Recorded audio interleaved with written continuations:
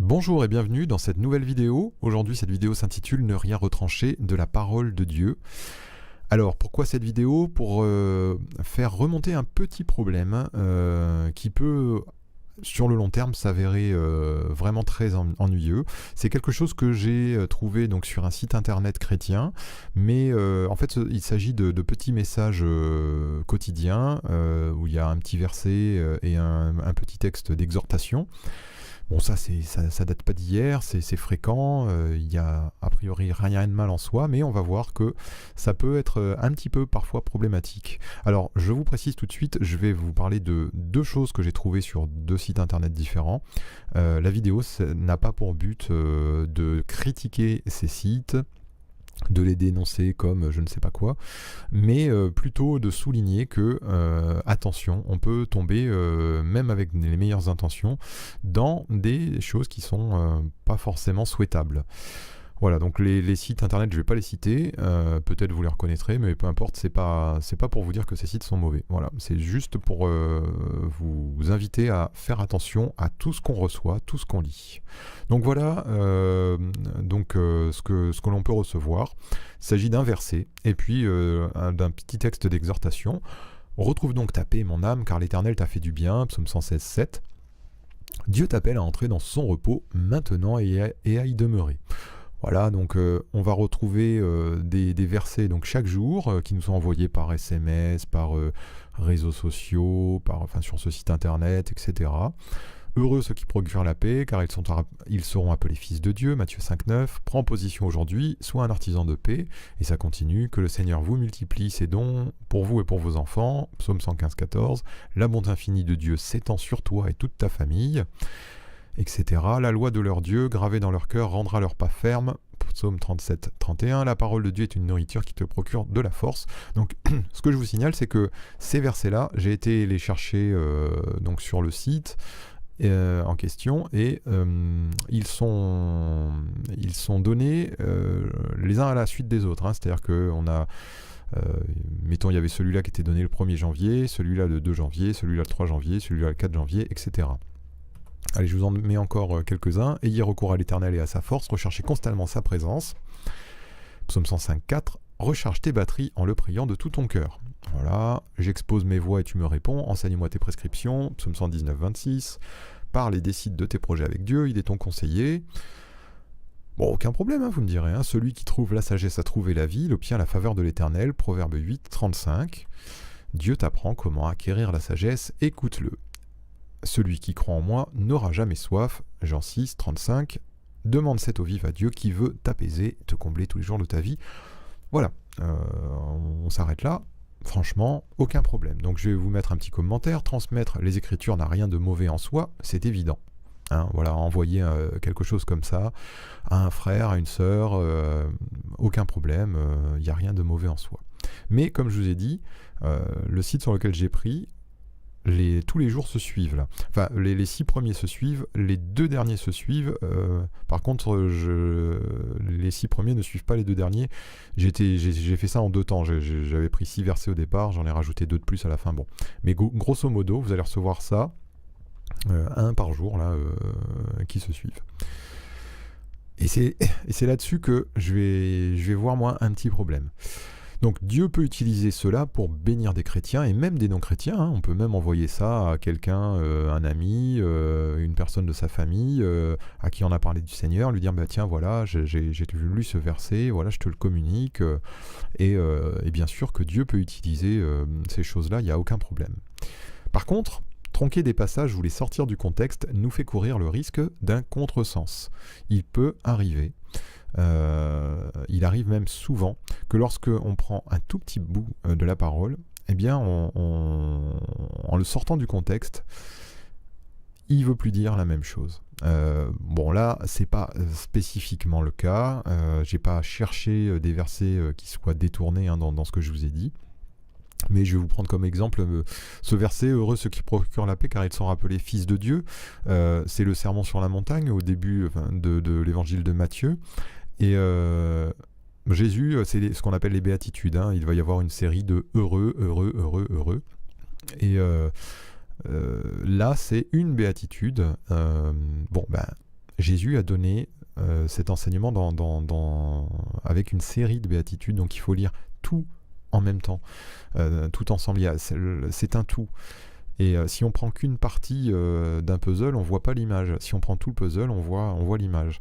Là, c'est la même chose. Le problème de prendre un verset par-ci, un verset par-là, c'est que on ne distingue pas une image complète de la pensée de Dieu. Et c'est au risque de faire des contresens. Ensuite, il ne faut pas oublier que le diable s'est aussi servi de l'écriture pour tenter Jésus. Quand il a tenté Jésus, il a redonné des passages de la Bible. Seulement, il n'en a donné qu'une partie, lui aussi. Si vous prenez le psaume 90, c'est un verset tronqué qui cite. Donc là aussi, donner un court verset et une courte exhortation derrière, c'est toujours un petit peu problématique. Surtout que ajouter un commentaire n'est pas mauvais, mais sur un si petit passage, cela revient presque à reformuler la pensée de Dieu. Cela devient très discutable.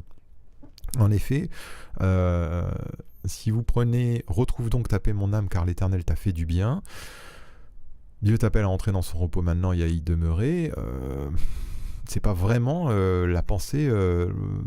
Bien sûr que Dieu nous appelle à rentrer dans son repos et à y demeurer, ça c'est une pensée qui est biblique, mais c'est pas nécessairement la pensée de ce verset-là. Vous voyez, je vais pas faire le commentaire de tous ces versets, mais il y a des choses qui peuvent être très discutables. C'est un peu embêtant d'avoir sur un même pied d'égalité, si vous voulez, un verset de la parole de Dieu et un commentaire. Et enfin, c'est là que je veux en venir. Pour notre bien, Dieu peut parfois nous parler de manière très négative. Je me suis trompé, j'ai mis 2 fois parfois. Et c'est ça que je veux, sur le point sur lequel je veux attirer votre attention, c'est celui-là. N'alimenter ses frères et sœurs que par des pensées positives tient plus de la psychologie humaine ou du New Age que de la Bible. C'est retrancher de la parole de Dieu la part négative qui déplaît à notre chair et qui pourtant nous est nécessaire pour savoir si nous sommes dans la foi.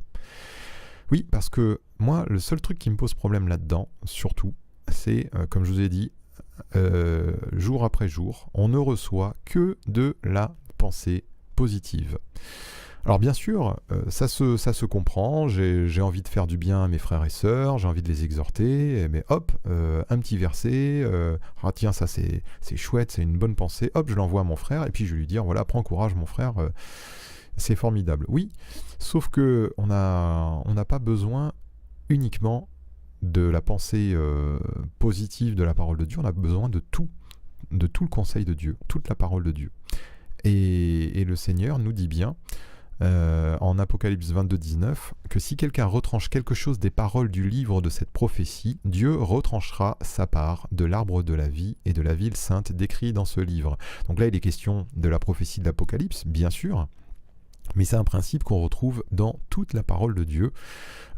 Jésus nous dira lui-même, je ne suis pas venu abolir la loi, je suis venu l'accomplir, et celui qui retranchera un iota de la parole, il sera appelé petit dans le royaume des cieux, c'est-à-dire que ça nous montre bien que le Seigneur ne veut absolument pas qu'on retranche quoi que ce soit. Or, si je ne donne à mes frères et sœurs que les versets positifs, j'oublie une grosse partie de la Bible qui nous parle de manière négative. Et cette part négative, je vais vous la donner, je vais vous donner quelques versets qui peuvent être pris de manière négative et qui pourtant on en a besoin. Jacques 3, 14 nous dit « Mais si vous avez dans votre cœur un zèle amer et un esprit de dispute, ne vous glorifiez pas et ne mentez pas contre la vérité. » Voilà, vous pouvez peut-être avoir un frère qui est en plein zèle amer, qui s'est, disputé avec d'autres d'un point de vue spirituel, il n'est pas d'accord, et il va avoir une mauvaise action.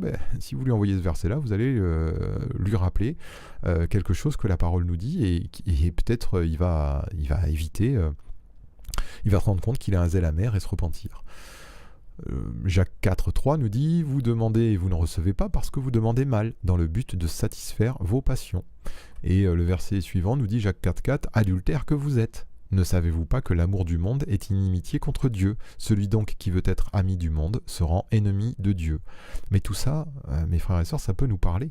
Ça peut nous parler, bien des fois, on peut demander au Seigneur et puis on n'est pas exaucé. Ben, il faut s'examiner pour savoir si vraiment, dans quel but on demande à Dieu. Il faut savoir si on est ami ou ennemi du monde, etc. 1 Pierre 2,18, serviteurs, soyez soumis en toute crainte à vos maîtres, non seulement à ceux qui sont bons et doux, mais aussi à ceux qui sont d'un caractère difficile. Si mon patron il m'a cassé les pieds la veille, de lire ça le bon matin, ça peut m'aider à comprendre qu'il va falloir que je supporte éventuellement un caractère difficile de mon patron, mais que le Seigneur me fera grâce, me donnera la patience, etc. Voilà. 1 Pierre 4,15, que nul de vous en effet ne souffre comme meurtrier ou voleur ou malfaiteur ou comme s'ingérant dans les affaires d'autrui. C'est pas une chose très positive que ça. Romains 8,13, si vous vivez selon la chair, vous mourrez, mais si par l'esprit vous faites mourir les actions du corps, vous vivrez. On a besoin de toutes ces choses-là.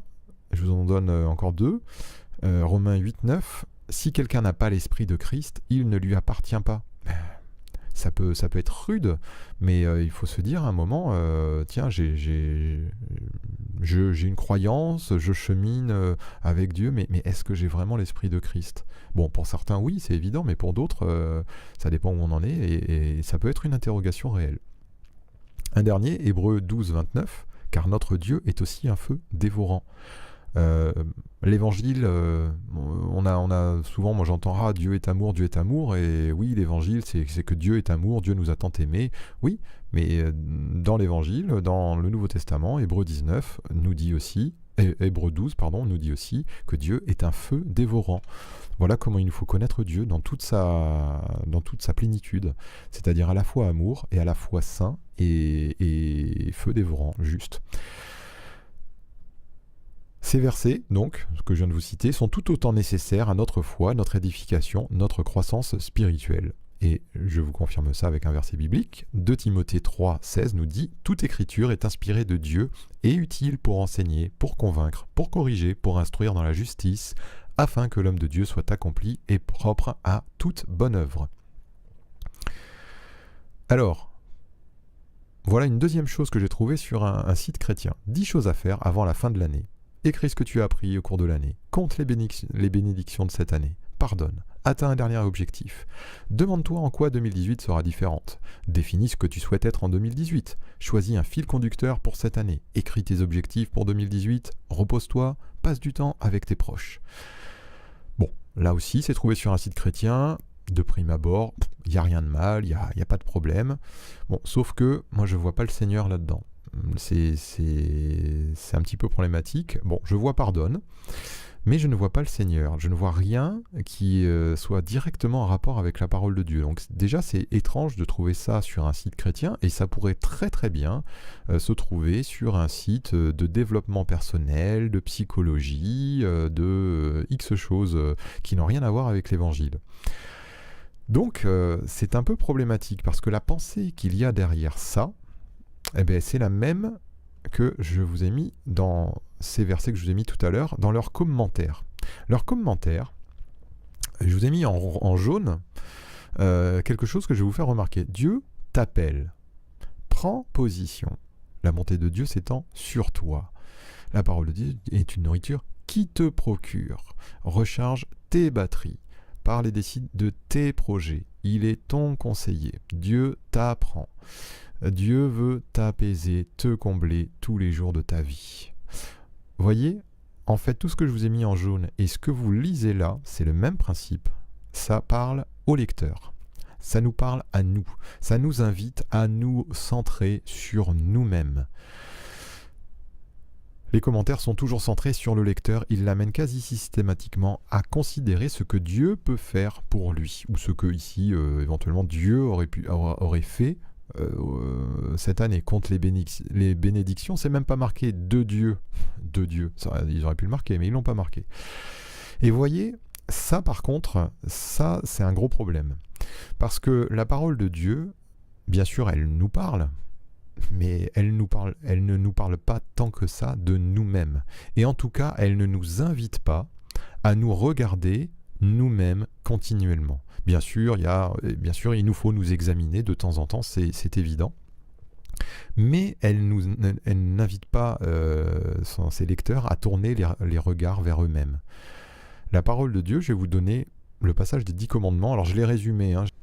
Alors le passage des 10 commandements, Exode 20, versets 1 à 17. Je vous l'ai résumé. Je n'ai pas marqué tous les versets parce que c'était un petit peu long.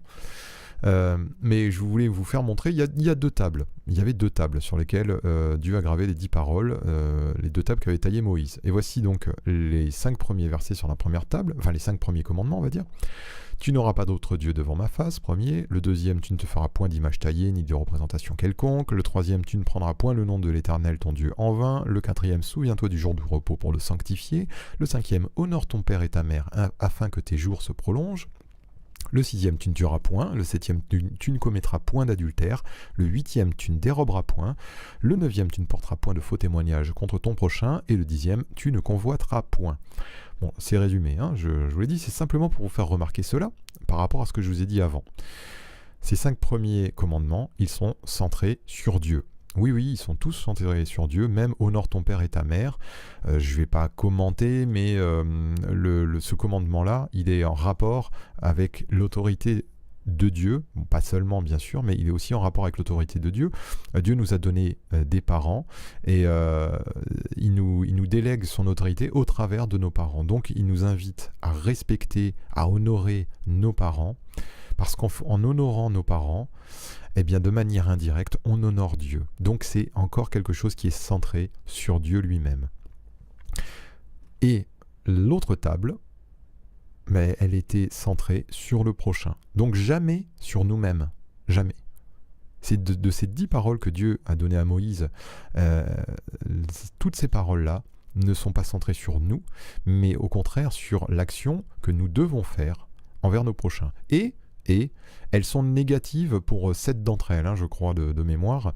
Tu ne tueras point, tu ne commettras point d'adultère, etc., etc. Il y a beaucoup de négations, vous voyez. Alors que dans ce qu'on a lu tout à l'heure, il y a beaucoup de choses positives. Vous voyez, donc la parole de Dieu, elle est vraiment également au moins autant négative que positive. Matthieu 22, 37 à 38, Jésus lui répondit, « Tu aimeras le Seigneur ton Dieu de tout ton cœur, de toute ton âme, de toute ta pensée. C'est le premier et le plus grand commandement. » Et ça résume la première table. C'est centré sur Dieu. Et la suite nous dit, « Et voici le second qui lui est semblable. Tu aimeras ton prochain comme toi-même. De ces 2 commandements dépendent toute la loi et les prophètes. » Voilà, le deuxième commandement. C'est cette deuxième table de la loi. Elle est centrée sur le prochain. Vous voyez que Jésus a résumé par ces 2 paroles, par ces 2 commandements, il a résumé toute la parole de Dieu. Et toute la parole de Dieu, donc, n'est pas centrée sur nous-mêmes, mais elle est centrée sur Dieu et sur le prochain. Parce que le prochain est fait à l'image de Dieu. Et enfin, une dernière chose que je veux vous montrer, c'est que toute la Bible, de la Genèse à l'Apocalypse, elle nous révèle Jésus-Christ. Elle nous parle de Jésus-Christ. Dès le verset 3, enfin même avant, mais bon, je ne vais pas rentrer dans les détails, mais vous savez ce fameux verset-là, que la postérité de la femme écrasera la tête du serpent quand Dieu parle à Ève, ça nous parle de la révélation de Jésus-Christ. Jean 20 nous dit, 20 versets 30 et 31, Jésus a fait encore en présence de ses disciples beaucoup d'autres miracles qui ne sont pas écrits dans ce livre, mais ces choses ont été écrites afin que vous croyiez que Jésus est le Christ, le Fils de Dieu, et qu'en croyant, vous ayez la vie en son nom. Dieu se révèle à nous au travers de son Fils Jésus-Christ. Jean 14, 9 nous dit, Jésus lui dit, « Celui qui m'a vu a vu le Père. » Voilà pourquoi la parole de Dieu est faite, pour nous révéler Jésus-Christ, pour nous montrer Jésus-Christ, parce qu'en voyant Jésus-Christ, nous voyons le Père. Les Écritures rendent témoignage de lui. C'est pas moi qui le dis, c'est Jean au verset 5, 39. C'est Jésus qui parle à des pharisiens, je crois. Vous sondez les Écritures parce que vous pensez avoir en elles la vie éternelle. Ce sont elles qui rendent témoignage de moi. Le but de la parole est de nous révéler Jésus-Christ. Aussi, mes frères et sœurs, quand vous recevez des petits versets, eh bien, que vos pensées se tournent vers Jésus-Christ. que ces petits versets vous révèlent Jésus-Christ, que le Saint-Esprit tourne vos cœurs vers Jésus-Christ et non pas vers vous-même. Ne vous tournez pas vers vous-même, ne cherchez pas ce que la parole de Dieu peut apporter à vos vies. Cherchez Jésus-Christ, parce que tout ce dont nous avons besoin, c'est lui et lui seul. Soyez bénis, à très bientôt, au revoir.